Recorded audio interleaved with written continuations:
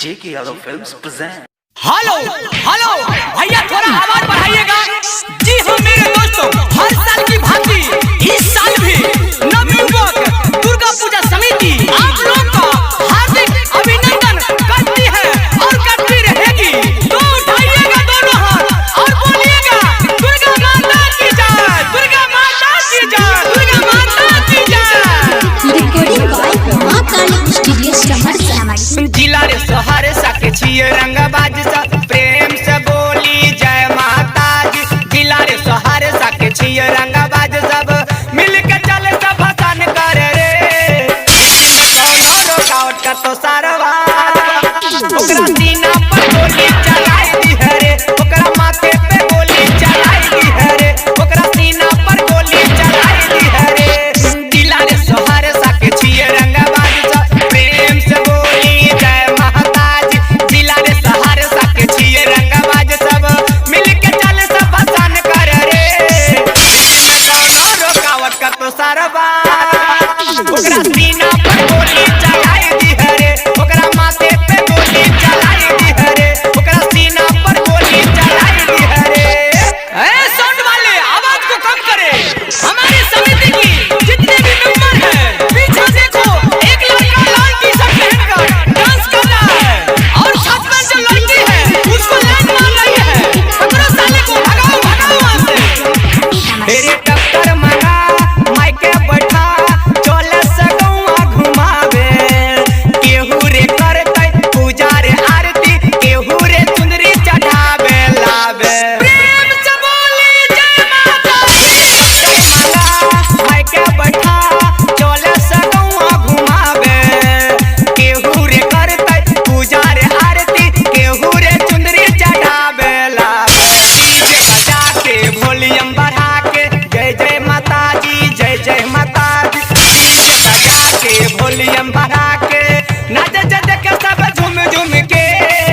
इसमें कौनो रुकावट का तो सारवा ओकरा सीना पर गोली चलाई दी है रे, ओकरा सीना पर गोली चलाई दी है रे, ओकरा माथे पे गोली चलाई दी है रे।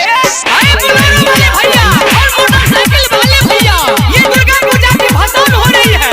आप लोग से आग्रह है कृपया आप लोग साइड में चले और ये माता दुर्गा की भसान हो रही है। रिकॉर्डिंग बाय मां काली स्टूडियो सहरसा। फिर लेके निकली है मैया के डोली, कौनो ने कुछ रे बोली। यादव के गांव में भूमिया के बस्ती और घुमावे शर्मा टोली टोली। प्रेम से बोली जय माता दी।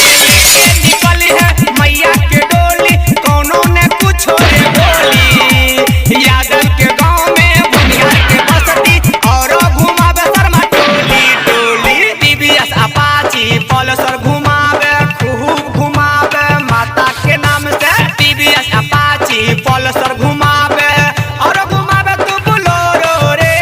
इसमें कौनो रुकावट कर तो सारवा ओकरा सीना पर गोली चलाई दी है रे, ओकरा माथे पे गोली चलाई दी है रे, ओकरा सीना पर गोली ठोक दी है रे।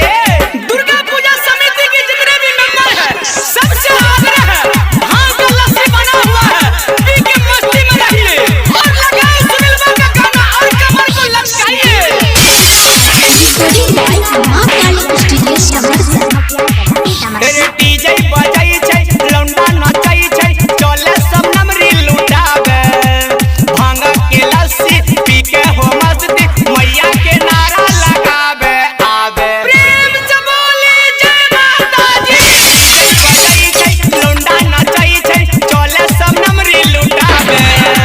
भांग के लस्सी पी के हो मस्ती, मैया के नारा लगावे आवे। भारती सुनील के गाना बजा के सोहब नाचे डीजे बरे है। भारती सुनील के गाना बजा के पप्पू शिवम मिला लग रे। इसमें कौनो रुकावट का तो सारा